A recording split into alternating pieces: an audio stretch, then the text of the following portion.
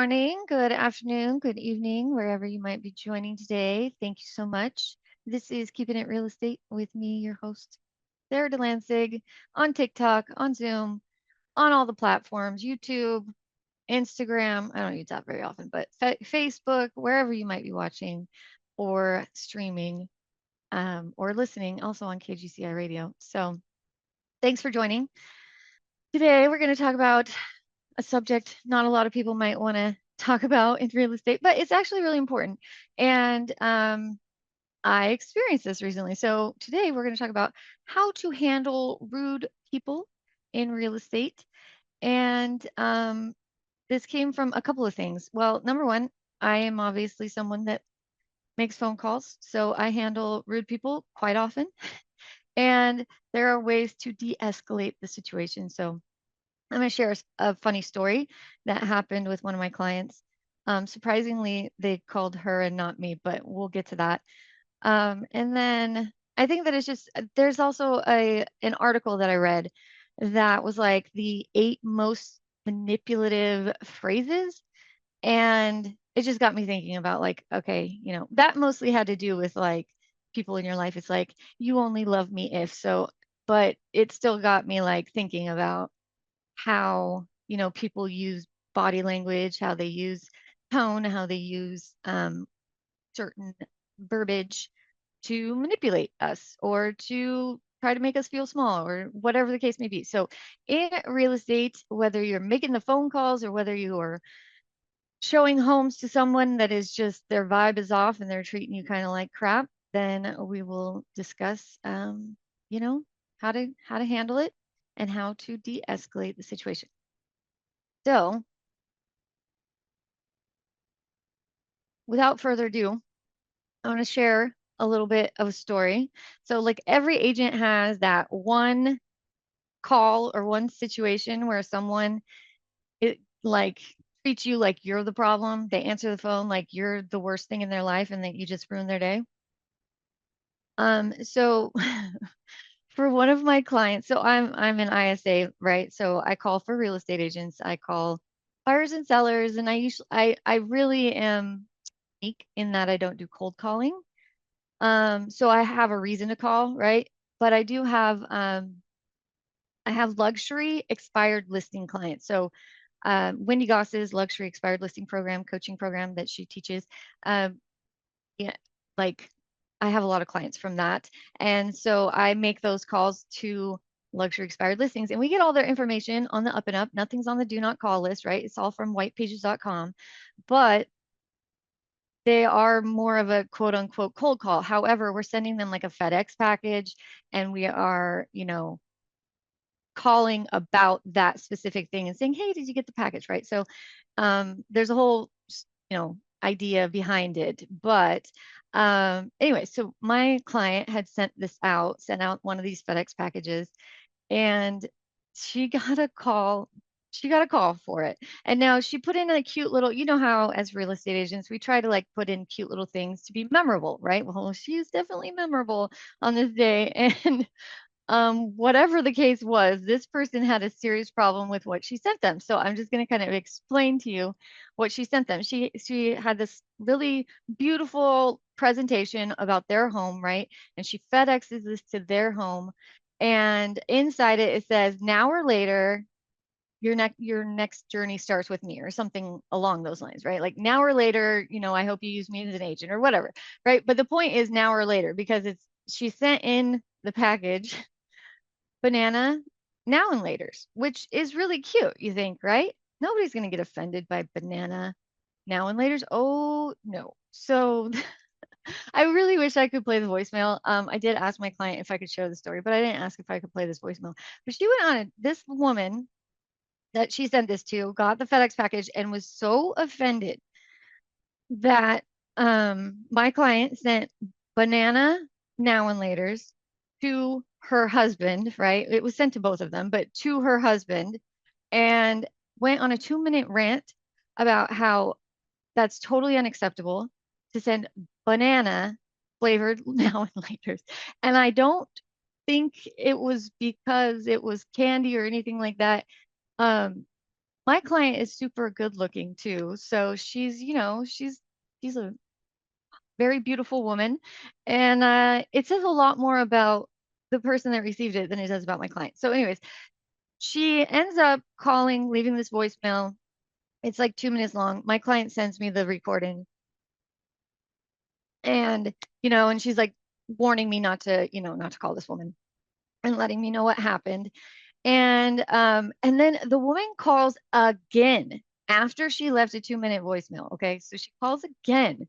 And this time, my client, Laura, she's like, I'm not gonna, I don't want to talk to her. So she has her husband answer the phone because we're assuming, right, that the problem was that my client is a very good looking real estate agent and she sent, for whatever reason, banana now and laters have some kind of offensive quality to them. And I can see kind of if that might be the case. But right. And so her husband answers because now it's going to de-escalate the situation because now she knows that Laura has a husband too. So she's not trying to go after her husband, is basically what I'm trying to say. Right.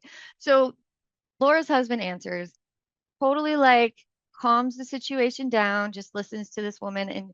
And I didn't get to hear that side of it because that wasn't recorded or anything. But, Laura let me know what happened.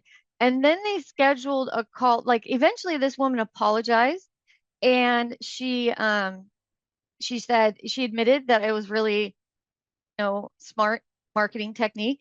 Obviously, it got her attention and it got, her to the point where she called. Now, as long as we understand how to handle it, then we can also turn those things into appointments, which is pretty much what my client did. Now, she was not going to be pushy about it, but they did schedule a call for yesterday to talk again and go over it again. And the woman, was wanting to know, where did you really get my information and how, all this stuff, right? Which Laura told them, and it was all public information. It wasn't like she was finding them on a do not call list or anything. Um, but the woman brought up how terrible the previous agent was. And Laura, I think, did the right thing and did not, like, it was a cue to talk about real estate, but in that situation, it might have been better not to try to sell anything to this woman because then we just don't know where she might go from there, right? But I think it was interesting though, because the door kind of opened, whereas it was slammed in her face to begin with. Um, this woman actually felt the need to call more than once. Now it's 3 phone calls about this situation. But now they actually know Laura's character, her husband's character, and they think that it was actually a good, marketing move. So it worked out. But the way that Laura handled it and her husband handled it is what we want to talk about. So this is kind of where this comes from. And I thought that was a really interesting story because I also have really funny stories about people calling me, and how you handle it is very important. So we'll get into it. I had another person call. Side note, before I get into some of this other stuff, I had another woman call me for Laura. They called back and it was almost the same situation now that I think about it. They had texted me and said something like rude and don't ever call again. Then I think they might have butt dialed me, or thought they were calling someone else. And I answered and I said, hi, yes, this is Sara with the Laura's more blah, blah, blah, right? And she then immediately she like knew she messed up and she didn't mean to call me. And her like, she felt really bad. And then she was like, oh, I'm so sorry. So if you actually talk to people and get them, and relate with them, then you'll be able to kind of diminish whatever's going on. And 9 times out of 10, like the big idea that I want all of you to get from this is that when people are rude, it's almost never about you. Almost never. It's really about the other person. It's a symptom of stress or fear or overwhelm or something like that. So in this case, obviously, the woman had some kind of experience. We don't know what her experience is, but banana now and laters upset her.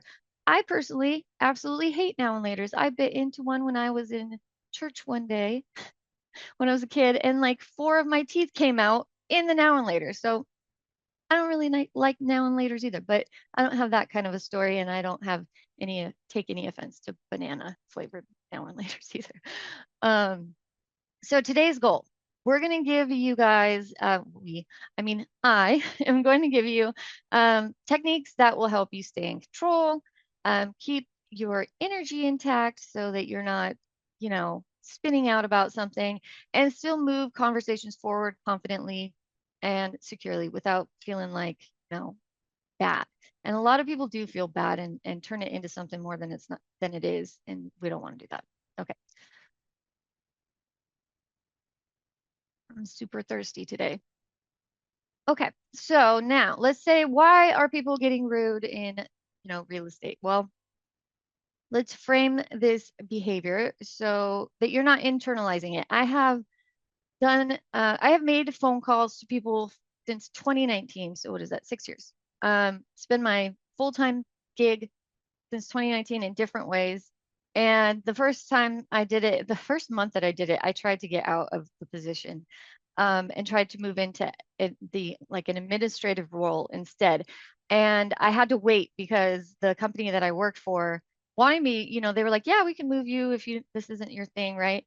And by the time that, but I had to wait because they had to go to an event and do this whole thing. But by the time they came back from that event, I was actually crushing it at what I was doing. And I was working like 4 to 6 hours a day and making more money than I ever would as an admin. So I figured out that actually I'm really good at this and I should stick with it. So that is something that I, have learned how to handle, right? That people can be super mean and it has nothing to do with you. And I've hired, ISAs, and they have cried because someone calls them a name. I have been called names that should not even be associated with me, names that have nothing to do with me. It really says everything about the other person. So why do people get upset, right? Most of the time, it's going to be stress and uncertainty, or, maybe they're frustrated because they are being bombarded with calls. Maybe, they had a past experience, which is what I think happened with the banana now and later woman. A bad experience with another agent, or a past experience that says something about, you know, banana now and later. So there's something to do with real estate agents. Who knows? Whatever the case may be, right? There's got to be some reason behind it, and it has nothing to do with you, like 99.9% of the time. There's also going to be just crazy reactions, right? There's going to be people that have fear-based reactions. They're going to show up as defensive and short. I have people answer the phone on the regular, and they will just sit there, and I'll say, hello, and they'll just sit there and you can hear them breathing. And I'll be like, hello, is this Jessica? Right? And then finally they're so curious because I sound normal and I don't sound like, I'm calling, from a calling center where you can hear all that background noise and everything, right? That they go, yeah, who's this? Right. And then from there, I'm like, hey, this might sound weird. My name is Sara, blah, blah, blah, blah, blah. Right. So I understand. And if you put yourself in the shoes of these other people, and if you are a real estate agent, then you get spam calls, period, over. Okay. I had to put my number on the do not call list because, oh my God, the amount of calls that we get as real estate agents to tell us, that we're a top producing agent in the area and they want us to, try this new product or sell us coaching, which is what I used to do, or, just like, oh, I have listings in your area that aren't being handled, whatever the case may be, right? They're trying to sell us something, which is super annoying. But some of the time it was me on that other line and it was exactly what you needed. And that's what the cool thing is about it sometimes, is that, like, when I sold real estate coaching, I was calling people, and a lot of these real estate agents actually needed a free coaching call. And that was all they needed. They didn't need to buy coaching after that, but they saw that it worked. And then if it worked, then they could make the money from it. And if they made the money from it, then they did want to buy the coaching. And so that was my whole goal. And I had a lot of conviction in that because I knew that I wasn't scamming anybody. And that's another really important key to this. So if you're in real estate and you really believe in what you do, and you know that you're a great agent, and you know that what you're doing is really powerful, beneficial, it's going to help people, and you're the right person to do it, then it's a lot easier to set the tone and help people understand where you're coming from. So if you can understand people's why, then this actually will free you from getting emotional, right? So I will just tell you, I have never cried because somebody called me a name. Can it get me upset sometimes? Yeah, I get frustrated. I actually spoke to a woman yesterday for 21 minutes who had a real estate agent that she was not happy with. So that's why I stayed on the phone with her 20 minutes. But and she was also a $1.5 million buyer. But I just helped her out with her problem. And I don't know that I'm ever, you know, that she's going to get out of her contract or anything like that. But I talked to her and helped her out. And that's because I could at that time. And I felt like it was the right thing to do. So you should do that as well. Okay. So let's talk about the trust triangle. Okay. So we last week, if you were here, and if you weren't, then you can grab the recording on YouTube at the, I think it's Agent Power Huddle or Agent Collective, but if you type my name in, Sara Delansig, Agent Power Huddle, then you'll find a bunch of them. But well, it was 2 weeks ago, we talked about how to build trust, right? And there were three components to building trust. Number one is authenticity. And in order to be authentic, you have to, your thoughts and your actions and your words and everything have to align with what you believe is true. So you have to believe what you're saying. You have to, say what you have to believe what you're thinking, saying, and doing. Okay. And if you have all those three things, then you come across as authentic, right? So that's why when I talk about this stuff, it's very natural for me. Whereas if somebody else is like not comfortable with it and they don't believe that it's easy to make phone calls or something like that, well, I don't believe it's easy to make phone calls, but if they're not comfortable with something, then it might come across. So one of those three things is missing, then you might feel like something's off, right? So with authenticity, you need to stay real and can sometimes need to match their energy. I don't always do the whole match and mirror thing, just because I feel like that is a little bit manipulative in a way. But I will say this, I talk very fast and I'm not everyone's cup of tea in the South, but I have several big clients in the South. So I have to talk slower when I call people in the South. And I have to be a little bit sweeter, like for real, when I call people in the South. And another funny story is that, well, this actually, I was told that I need to come off a little sweeter recently. And up here in Seattle, if you call someone honey or sweetie or darling, it's offensive. Okay. But in the South, that is normal. And, you know, so I don't use those terms, but I found ways to be sweeter, quote unquote, to be, to put a little bit, like I can't be so blunt and dry with certain things when I'm calling people in the South. I can't talk as quickly as I talk or, like gloss over things or stuff like that, right? So I have to be very intentional. So yeah, that's what I mean by keeping it real, but kind of matching their energy. Well, you don't want to match their energy if they are upset. So let's be clear about that. We're not going to do that, right? So with logic, you're going to keep the conversation factual and focused. All right. So this is how you're going to build the trust triangle so that if somebody is upset, they're not going to get upset with you or more upset with you. You're going to be able to lower their level of discomfort, right? So you want to hear them out. You want to listen to them, right? And you have to have empathy. So this is the third one. You have to acknowledge their emotion without absorbing it, right? So you have to hear what they're saying, repeat it back to them, let them know that you understand their concerns. I understand that it's very offensive to send banana now and laters. I apologize that that happened. I can understand where you're coming from, right? So those are some things like, and as long as you kind of put yourself in that frame of mind that like this has nothing to do with me. It's not personal. Like I'm never gonna cry because somebody was rude to me. I'm just for calling them to see if they want to buy or sell a home. That's just not gonna happen. Now it might be more difficult if you're in a listing appointment or something like that and somebody's coming off that way. And there are some other ways that you can handle this. So we'll get into like doing this in person and versus on the phone.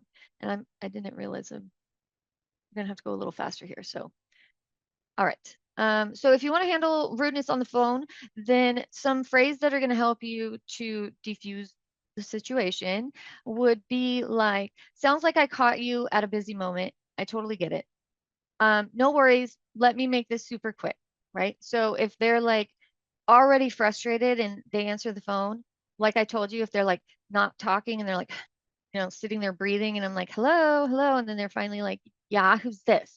I immediately like, oh, I'm sorry, this is going to sound super weird. And they're already like, why is it going to sound weird? That's my softening phrase is like, this is going to sound weird, but my name is Sarah, and I know a long time ago you did this or that, and I'm just trying to check in and see where you're at, right? Like, so I just keep it like I'm talking to someone, like a friend, talking to someone, just letting them know where I'm at.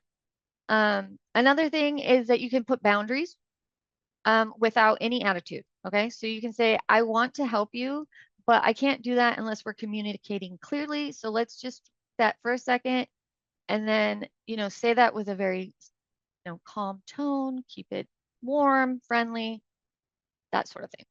Another thing is you can redirect the goal or redirect to the goal. Okay. So you can say, my goal is to get you this info that you needed. What's the fastest way that I can do that for you today? So with the lady that was calling and wanting to know where her information came from, but she kept talking about the downloaders and how offensive it was, that would have been a really good way to, diffuse the situation. Be like, hey, I really want to help you out with whatever it is that you're calling me about. So, what's the fastest way that I can do that for you today? All right. And then you got to know when to end the call and how to end the call. Sometimes you do have to hang up on somebody, okay? Especially if they're calling you very derogatory names or just yelling at you, not even. I had somebody that just like started yelling obscenities at me. And it's just like, nope, not today, sir. Not today. It's not going to happen. If they continue to be abusive, obviously we don't want to work that person anyway, right? Sometimes you even call the wrong person and they're rude. It's like, is this Sandy? No, it's not Sandy. Where the hell you gone? Well, if it's not Sandy, why would I tell you? That's not the best way to respond, but that's what I'm thinking in my head, right? And I'll be like, oh, I'm sorry, I must have the wrong number, and I'll just hang up because that's where I'm at that point. Okay. Um, so if they stay abusive, you're gonna say, look, looks like now's not the best time. I'll let you go and we can reconnect later if you like, right? That way it gives you empowering, statement. It lets you protect your energy. Okay. Don't mirror their tone. This is what I was saying earlier. Don't mirror people, but there are certain other ways to do it. All right. If you do something in text, it can, strip away the context, right? Sometimes people accidentally text you the wrong thing. I accidentally text my son's teacher about something that I was talking to somebody else about because I was getting the reminder text about a parent teacher conference. And I was talking to my friend about who was paying for our Peacock. And so I was typing that. So sometimes you just get weird texts and you can ask to rephrase. I like to drop things in Chat GPT and tell Chat GPT, this is how I would like to respond, but I don't know what to say. Can you tell me, like, give me some ideas? And it'll give me like 5 different sentences. And I taught my team how to do this too, because somebody had said something like, oh, I don't think I have enough for a down payment. And we were trying to come up with the best way to respond to that. So we dropped it into Chat GPT and it came up with a beautiful text that got it going and went from there and sent lender information and da, da, da, da. So, okay. So some quick little text scripts that you can, and I always do this too, is like, no problem, what's the best, info I can get you. Also, you can just be like, got it. I'll totally understand. Here's what I can do for you. But another thing that I had yesterday, I had somebody text me from a number I did not call. So I did not have them saved in my CRM. And they said, Sarah, do not call me again. Don't ever send me another mailer. You need to leave me alone. Like, I better never hear from you again, right? That's like what they were literally typing. And I could share my screen and show you this. This number was another country code. It was like, I did not have this number. And I'm like, I don't want to call this person ever again, but I have no idea who they are. The only thing I can tell is that it belonged to a specific client of mine because that's the number that they text back. So I had to go and like search for this information and I couldn't find it in the CRM. I could not find this phone number because they text me from a different number than what I was calling. And so I had to get on my cell phone and pull up this country code number and text this person personally. And I let them know, I said, hey, I got a text at 12:30 in the morning last night, which pretty much tells me they're definitely in a different country. But anyways, and I would really like to never call you again or never connect with you again, but without a name, I don't know who you are, and I really want to, fix this for you. So I was serious. Like, I don't want to bother anyone. I don't ever want to be sitting here bullying anybody into anything. You know what I'm saying? So um, that is how I handled it. And the person texted me back and said who they were. They were like, yeah, this is so and so, and and they weren't mad that I confirmed that, because they would have been way more upset if I was like, well, I don't know who you are, so I'm just going to keep doing it. Because clearly I was probably calling this person in the middle of the night in whatever country they were in, and it was probably really frustrating for them. So why they didn't just text me back on the number I called on, I don't know. There, maybe it wasn't set up, whatever the case may be. But that's one thing that I did yesterday too, and I thought it was kind of an interesting, all these situations that I can share with you guys. Okay. Don't ever over explain in text or anything like that. I would actually use voice to text if you are in a situation where you're, going back and forth with somebody that you know a little bit better. Just to be clear, I've been told that I can be a little bit short in text. And like I said, there's a difference between the South and the North. I'm in Seattle and we're very different from the South, like I said earlier. So Do there's a you, different way to when handle you say voice to text, do you mean just sending them an audio clip or actually voice just text? Do you mean an it. audio? Audio clip. Yes, an Yeah. audio. Yeah, sorry, not voice to text. Yeah. I had a question. Okay, I'm going to explain to TikTok now, Galen. I had a question that was like, when I say voice to text, do I mean an audio clip? And yes, I mean an audio clip, not voice to text, because that's going to send text. But yes, an audio clip so that they can hear the way that you sound, and you can, I feel that that diffuses the situation, because yeah, usually when they hear my tone, they realize, oh, she's not a total B. She's just looking out for us. Um, yeah, and whatever you can do to just defuse the situation. All right, we are almost done, but I'm going to go over these like in person, um, how to handle rudeness in person, right? So body language is 70% of your communication. So if you want to, keep your shoulders down, keep a smile, like you're going to think about these things, right? But if you can, like keep yourself open to hearing them and use the slower tone, like I've been saying. Don't talk very quickly, right? Um, if you're aware of the way that your face responds to people when you think it's ridiculous, um, you know, try to keep that in check. Like if I have to do that, so that's why I'm saying that, right? Try to keep it, from reacting in a certain way. Um, Another thing you can do is you can validate without agreeing with them. All right, I hear you. This is a lot. I can see why that would be frustrating. You know, we may not agree that banana now and laters are offensive, but I can see how that might have offended you, but I wouldn't say it in that way. I can see how that would be, that could be offensive, right? Because I can see it. Or why it would be frustrating. Okay, so validation 80% of hostility. And I don't know if you guys watch those like hospital shows, but a lot of times when the hospitals mess up and they like leave, an instrument in a surgery patient, um, the hospital apologizing, like the doctor coming in and apologizing sincerely, will actually diffuse situations so they don't sue them like a lot of times. And it was in, I don't know, it was in like Grey's Anatomy or something. But anyways, so you can also pivot solutions. Okay, so here's what we can control right now. All right, let's focus on the part that we can fix today. So try to help them get off this train of thought that might just be kind of like ranting and going, and switch to, I really want to help you with this, but I can't while we're talking about this other thing. So why don't we reset and let's try again? Let's try to start from this place and try to solve your biggest problem. What is that? Or is there a solution to the thing that you're mad about? Like, we already sent the banana now and laters. I don't know that my client is ever going to send banana now and laters again. I told her to maybe switch it to raspberry. My husband was like, oh, pretty much everybody will find a problem with anything. But, I can see how maybe raspberry might be less offensive. Okay, a couple more things and then we'll stop here. You don't want to, you don't want to absorb anybody's rudeness. It's not personal. I just want to remind you guys this. It's never personal. Your attitude, your energy, what you bring to the table is your responsibility. And what they are bringing is totally their responsibility. Okay. So that's why I have never cried because somebody yelled at me on the phone.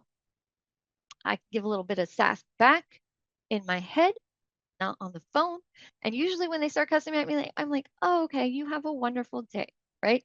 Like, I hope that you have a wonderful day because I actually do feel sorry for them, not gonna lie. Your job isn't to react, okay? It's to regulate the situation, right? Rude moments are actually opportunities to show leadership. And a lot of times, how you handle that is going to make these people like if you have a client that maybe has a little bit of a temper or something like that, then you can take those moments and show them, like I think my client did. And I do believe that my client will end up getting that listing, and I will share with you guys when that happens because we are going to manifest it. But as long as she's not a pain to work with, because I don't want to, you never know. But I think it was just that one thing that set her off. Okay, I'm going to do this in quick succession. Let's go through some power phrases that you can use. Okay, sounds like this is important to you, so let's sort it out. Use that. I hear the frustration. Here's what I can do for you right now. Let's take this one step at a time. No problem. Let's simplify this. Here's the fastest way we can get what you need, right? Where you want to go. All right, so those are some phrases that you can use, and obviously you can always improve them. A little bit of them are repetitive. Okay, so I just want to stress again that when people are rude to you, it has nothing to do with you. Don't take it personal. And it is a part of the process of being in real estate or being a human in general. And try to put yourself in their shoes. Use authenticity, use logic, and use empathy. And if you have those three things, then you will come across as trustworthy, and then they'll usually calm down, and you can find a way to work out the situation. If they're totally unhinged, you can always hang up on them if it's on a phone call. And you don't have to work with anyone you don't want to work with. So that is all I've got for you guys today. This was Keeping It Real Estate with me, Sara Delansig, and you guys can find me on all the socials. Till next time, bye. If you'd like more information or to get connected to the Agent Power Huddle, join our free Facebook group. This call was designed for the agents in our EXP organization, but open to any agent from any brokerage. If you're a guest and you're interested in learning more about EXP or our specific resources within the Agent Collective, reach out to the person who invited you to this call to get more info. Produced by the Agent Collective Media Network.